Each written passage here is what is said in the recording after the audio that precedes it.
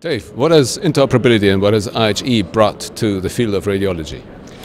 Well, the big advantage of IHE and what it's brought is further standardisation and specification of how systems from different vendors can work together to be able to pass information safely and efficiently from one system to another. And whilst this has always been possible via customised, expensive, bespoke interfaces, by using the IHE approach of having these interfaces defined in advance, it's made life a lot cheaper and easier for people to be able to specify systems and connect them together, rather like having standard plugs and sockets, but for the right shape and size, rather than having to go making wired connections with a electrical connector every time. If you've got standards, they just go together and they work. What happens if you do not have any of those standards? Well, one or other of two things can happen. One, the data doesn't flow and you end up falling back to paper or verbal or methods which aren't as intrinsically as safe and efficient.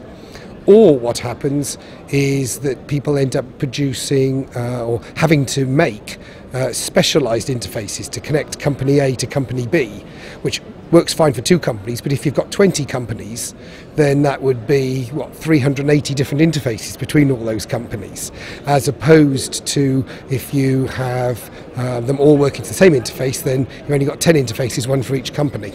So it makes the flexibility, both for vendors and for users, far greater.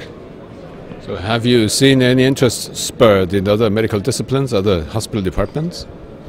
Yes, whilst this started off from radiology, because radiology has been a long way ahead of the rest of the field, both in terms of information systems and, of course, the explosion of data that came with PACS. And so the whole IHE model started off in radiology. Since then, it's been spread in two really quite different ways. One, there's the almost radiology field, the endoscopy, the surgical video, the other medical photography, the other things which in themselves use images even though they're not radiology. So they've gone in a way which is a bit like radiology.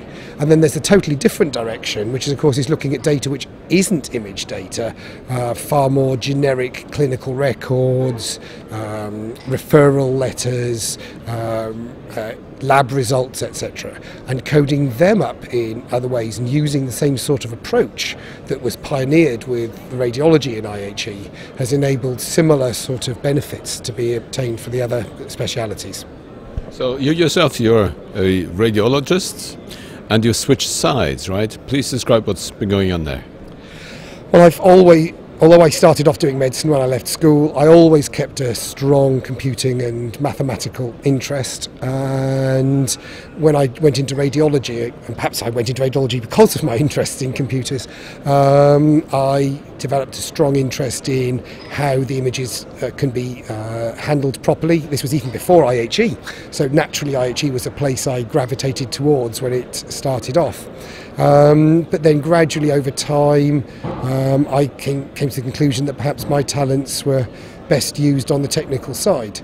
But of course I am still somebody who can stand there in both camps. So for instance here at the Connectathon today, when they've needed assessment of things like the mammography displays, etc., I'm somebody who can look at those displays from a radiologist's point of view, even though I'm not practicing anymore, and I can still see what's important for a user and cross that divide between the technical and medical sides.